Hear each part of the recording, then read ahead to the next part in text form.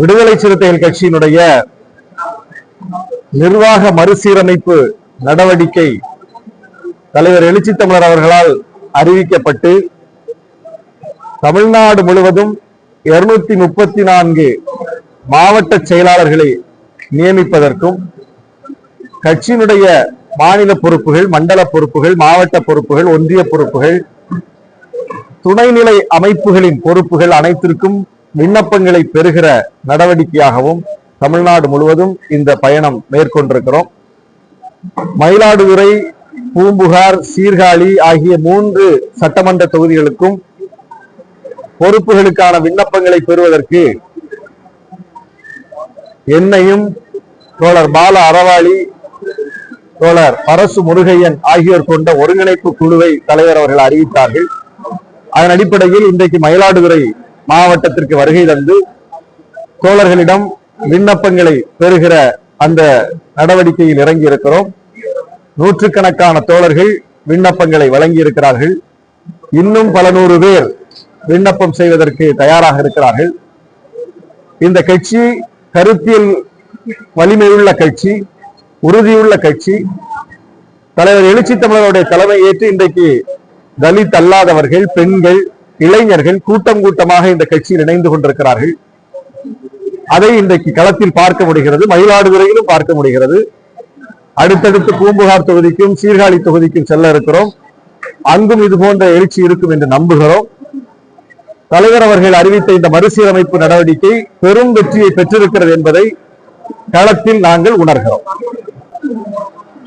ஆட்சி அதிகாரத்தில் திராவிட கட்சிகள் அதுக்கான இரண்டு கட்சிகளுக்கு அதுக்கான வாய்ப்புகள் கூட்டா கட்சி விஜய் வந்து ஆட்சி அதிகாரத்தில் ஒரு அறிவிப்பு வெளியிட்டாரு. அதுக்கு நீங்க வந்து ஆர்வம் கொடுக்கணும், வரவு தெரிவிக்கலாமா அவர் கருத்துக்கு அதை கூட செய்யாம ஒரு விமர்சனம் பண்ணுவது. ஆட்சி அதிகாரத்தில் பங்கு வேண்டும் என்கிற விடுதலை சிறுத்தைகள் கட்சியினுடைய முழக்கம் 1999 தலைவர் எழுச்சி தமிழர் அவர்களால் தமிழ்நாடு அரசியல் களத்தில் முதலாக வைக்கப்பட்ட முழக்கம்.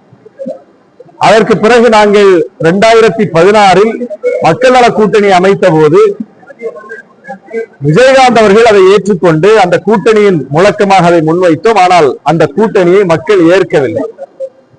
அதன் பிறகு அந்த முழக்கத்திற்கு ஒரு பெரிய வரவேற்பு இல்லாத நிலையில் மீண்டும் நாங்கள் அந்த முழக்கத்தை கவனப்படுத்தினோம். பாரதிய ஜனதா கட்சியின் தலைவர் அண்ணாமலை கூட்டணி ஆட்சிதான் அமைய வேண்டும் என்று அவரும் சொன்னார். அதற்கடுத்து பாமக தலைவர் அன்புமணி ராமதாஸ் அவரும் சொன்னார். தொடர்ச்சியாக புதிதாக கட்சி தொடங்கி இருக்கிற விஜய் அவர்களும் சொல்லி இருக்கிறார். இப்ப ஆட்சி அதிகாரத்தில் பங்கு வேண்டும் என்பது விடுதலை சிறுத்தைகள் கட்சியினுடைய முழக்கம் தான் என்றாலும் அதை யார் வழிமொழிகிறார்கள் என்று பார்க்க வேண்டியிருக்கிறது. எங்களுடைய முழக்கத்தை தான் அண்ணாமலையும் சொன்னார். உடனே அண்ணாமலை சொல்கிறார் நம்முடைய முழக்கத்தை ஏற்றுக்கொண்டார் என்று சொல்லி நாங்கள் பாஜகவோடு அணி சேர முடியுமா? முடியாது. எங்களுடைய முழக்கத்தை தான் அன்புமணி ராமதாசும் சொல்கிறார். அதற்காக அவரோடு போய் அணி சேர முடியுமா? முடியாது.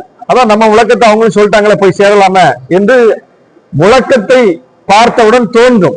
ஆனால் அதையும் தாண்டி பல கணக்குகள் இருக்கிறது, கொள்கை ரீதியான புரிதல்கள் இருக்கிறது. அதையெல்லாம் வைத்துதான் அதை ஏற்பதா மறுப்பதா என்கிற முடிவுக்கு நம்ம வர வேண்டும். அப்போ அண்ணாமலை சொல்லும் போது நாங்கள் அதை ஏற்றுக்கொள்ளவில்லை, அன்புமணி ராமதாஸ் சொல்லும் போது நாங்கள் அதை ஏற்றுக்கொள்ளவில்லை. எங்கள் கருத்து அடுத்த நிலையில் விவாதிக்கப்படுகிறது என்கிற அளவில் நாங்கள் வரவேற்கிறோம். ஆனால் ஏற்றுக்கொள்வதற்கு வேறு காரணங்கள் இருக்க வேண்டும். அந்த அடிப்படையில் எப்படி அவர்களுடைய அந்த முழக்கத்தை எங்களால் ஏற்க முடியவில்லையோ அப்படித்தான் விஜய் அவர்கள் இப்போதுதான் கட்சி தொடங்கி இருக்கிறார். ஒரே ஒரு மாநாட்டை நடத்தி இருக்கிறார். மாநாட்டை நடத்திய பிறகு 1 மாதம் ஆகிறது. இதுவரையும் அவர் வேறு எந்த பிரச்சனைக்கும் களத்திற்கு வரவில்லை. எங்கே இருக்கிறார் என்பதும் தெரியவில்லை. அரசியல் களத்தில் அன்றாடம் பயணிக்க வேண்டும். எங்கள் தலைவர் ஒரு நாளைக்கு 5 ஊர்களுக்கு போகிறார், மக்களோடு பயணிக்கிறார். அப்படியெல்லாம் 25 வருஷமாக கட்சி நடத்தியே இப்போதுதான் நாங்கள் கட்சிக்கு அங்கீகாரத்தை பெற்றிருக்கிறோம். இதுக்கே ஒரு 25 வருஷம் ஆயிருக்கு அன்றாடம் களத்தில் நின்ற பிறகு. அப்போ களத்திற்கே வராம எப்போதாவது ஒரு நிகழ்ச்சியை நடத்திக்கிட்டு வந்து அரசியல் வெற்றி பெற முடியுமா? வெற்றி பெற முடியாது. அப்படிப்பட்ட நிலையில் இருக்கக்கூடியவர் அவருடைய பங்கு என்பதே இன்னும் தெரியல. முதல்ல அவர் மற்றவங்களுக்கு பங்கு தரேன்னு சொல்லக்கூடியவருடைய பங்கு என்ன எதுவும் தெரியாது. அவர் கட்சி தொடங்கி ஓராண்டாக போது, அதற்கு பிறகு பல தேர்தல்கள் வந்து விட்டது. அவர் எந்த இடத்தில் மாநாடு நடத்தினாரோ அந்த விக்கிரவாண்டியிலேயே இடைத்தேர்தல் வந்துச்சு. விக்கிரவாண்டியில் மாநாடு நடத்த தெரிந்த விஜய்க்கு விக்கிரவாண்டி தேர்தலை ஏன் சந்திக்க தெரியல? விக்கிரவாண்டி மாநாட்டில தான் கட்சி தொடங்கினாரா? இல்ல, அதுக்கு முன்னாடியே கட்சி தொடங்கிட்டார். அப்ப கட்சியை தொடங்கி அதற்கு பல மாதங்கள் கழித்து ஒரு தேர்தல் வருகிறது, அந்த தேர்தலை அவர் சந்திக்கல. நாடாளுமன்ற தேர்தல் வந்துச்சு, 40 தொகுதியிலும் கேண்டிடேட் போட்டு அவருடைய வலிமை என்னன்னு அவர் தெரிஞ்சிருக்கலாம், அந்த தேர்தலை அவர் சந்திக்கல. 26 தேர்தலைத்தான் சந்திப்பேன் என்கிறார், அதுவும் கூட்டணியோடு சந்திப்பேன் என்கிறார். எந்த ஒரு புதிய அரசியல் கட்சியும் தொடங்கின உடனேயே இன்னொரு கட்சிய வேறு சில கட்சிகளை கூட்டணிக்கு வாங்கன்னு கூப்பிட்டது கிடையாது. விஜயகாந்த் கூப்பிட்டது கிடையாது, கமலஹாசன் அப்படி கூப்பிட்டது கிடையாது, டிடிவி தினகரன் கூட அப்படி கூப்பிட்டது கிடையாது, நாம் தமிழர் கட்சி இன்னைக்கு வரைக்கும் அப்படி யாரையும் கூப்பிட்டது கிடையாது. முதல்ல அவங்க வலிமை என்னன்னு பார்ப்பாங்க. அதற்கு பிறகு அது தெரிந்த பிறகு கூட்டணியில சேர்றதா அல்லது வேற கூட்டணியில போய் நம்ம சேர்றதா அப்படிங்கறதெல்லாம் அந்த தேர்தலுக்கு பிறகுதான் முடிவு செய்யப்படும். நாங்க அப்படித்தான் 99 தேர்தலை திமுக அதிமுக இல்லாம சந்தித்தோம். அதுல எங்களுக்கு கிடைத்த பாடத்தின் அடிப்படையில 2001 தேர்தலில் நாங்க ஒரு கூட்டணியில போய் சேரக்கூடிய முடிவு எடுக்கிறோம். 99 தேர்தலில் நாங்களே பெரிய கட்சி என்கிற அந்த நிலை வந்திருந்தா எங்க பின்னாடி எல்லாரும் வந்திருப்பாங்க. இது எப்படி தெரியுதுன்னா தேர்தலை சந்திச்சாதான் தெரியும். அதன் அடிப்படையில தான் விஜய் ஒரு தேர்தலையாவது சந்திக்க வேண்டும். அவருடைய வலிமை என்ன, அவருக்கான வாக்குகள் என்ன என்பது தெரிய வேண்டும்.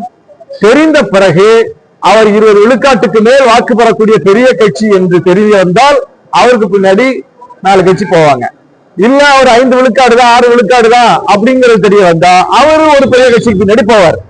இதுக்கெல்லாம் நம்ம காத்திருக்க வேண்டியிருக்கிறது. அதனால்தான் நாங்கள் காத்திருக்கிறோம். அவர் என்னன்னு தெரியட்டும், அவருடைய கொள்கைகளை அவர் சொல்லட்டும், களத்தில் அவர் எந்த அளவுக்கு வீரியமா செயல்படுகிறாருங்கிறதெல்லாம் தெரிந்த பிறகு காலம் முடிவு செய்யும்.